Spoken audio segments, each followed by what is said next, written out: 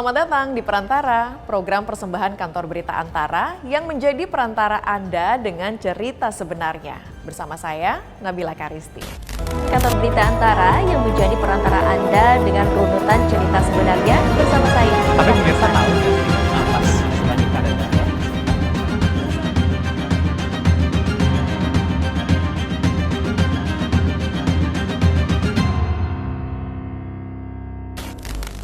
Kendaraan taktis atau rantis maung kembali menarik perhatian kita pemirsa. Karena baru-baru ini untuk pertama kalinya debut di luar negeri. Bukan dalam agenda pameran loh pemirsa, tapi digunakan langsung oleh Presiden Prabowo Subianto dalam perhelatan konferensi tingkat tinggi ASEAN ke-48 di Cebu, Filipina. Dalam agenda 2 hari yang berlangsung pada 7 hingga 8 Mei tersebut, mau menunjukkan taringnya untuk membawa kepala negara menunaikan tugas kenegaraan. Maung merupakan kendaraan taktis ringan buatan PT Pindad dengan konfigurasi penggerak 4 roda atau 4x4. BUMN persenjataan tersebut merancang Maung sebagai rantis yang mampu melahap segala medan dengan peruntukan pengguna bagi kalangan TNI Polri. Rantis yang mengadopsi nama harimau dari bahasa Sunda ini dilengkapi fitur dan spesifikasi yang sesuai untuk medan dan misi kombatan. Mulai dari ditenagai mesin berkapasitas 2.200 cc, sasis rigid dan armor plat baja pada beberapa varian hingga dipasangi kaca anti peluru. Pindad juga menunjukkan kepiawaiannya sebagai produsen persenjataan kelas dunia.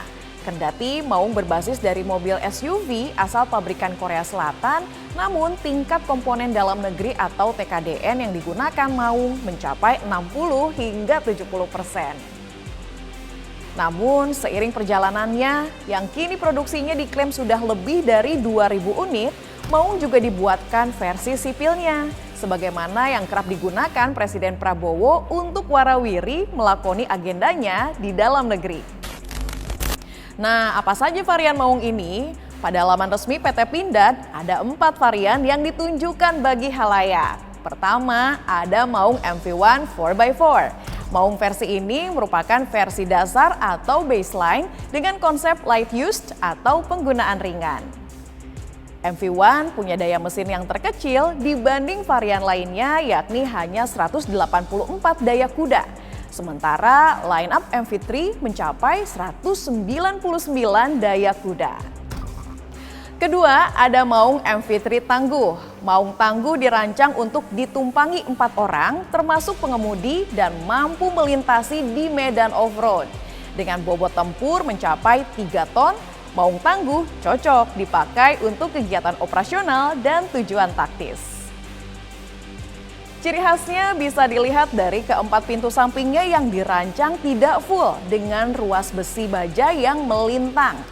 Ringkas namun tetap taktis untuk operasi militer ringan. Ketiga, ada Maung MV3 Jelajah. Jelajah tidak ada perbedaan mencolok dari yang Tangguh. Yang membedakan hanya di eksteriornya dengan penggunaan pintu utuh dan konfigurasi atap soft top yang bisa dipasang atau dilepas sesuai kebutuhan. Nah, yang keempat ada MV3 Komando. Sesuai namanya, trim ini khusus diperuntukkan untuk mengangkut komandan pasukan. Proteksinya juga lebih mumpuni dibandingkan ketiga varian lainnya. Ciri khasnya adalah menggunakan desain hardtop dengan atap yang tertutup rapat. Selain keempat varian tersebut, ada pula nih Maung yang diproduksi dengan mengedepankan unsur perlindungan dan kemewahan. Pasti pemirsa sudah familiar ya dengan varian Maung yang satu ini. Berwarna putih glossy, tampilan lebih mewah dengan dimensi yang lebih besar dibandingkan rantis Maung. Nah, Maung istimewa ini dinamai Garuda Limousine.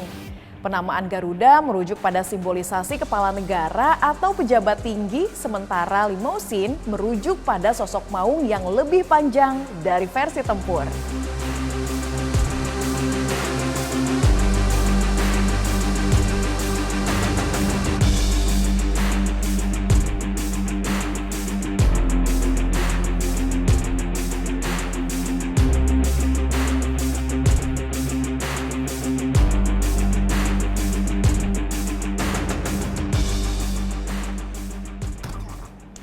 Sebagai kendaraan kepresidenan, Maung Garuda Limousine ini tak hanya ditumpangi Presiden Prabowo selaku inisiator program pengembangan Rantis Maung.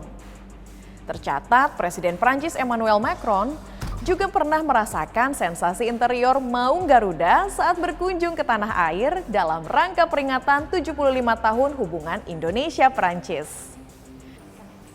Presiden Macron berbagi momen di dalam Maung bersama Presiden Prabowo dalam 2 kesempatan, yakni saat mengunjungi Candi Borobudur di Magelang, Jawa Tengah, dan saat menuju Bandara Internasional Yogyakarta jelang bertolak pulang ke negaranya. Pemirsa, itu dia perantara untuk episode kali ini. Anda bisa menyaksikan tayangan ini di saluran UC TV, kanal YouTube Antara TV Indonesia, dan antaranews.com. Terima kasih telah menyaksikan. Saya Nabila Karisti pamit undur diri. Sampai jumpa.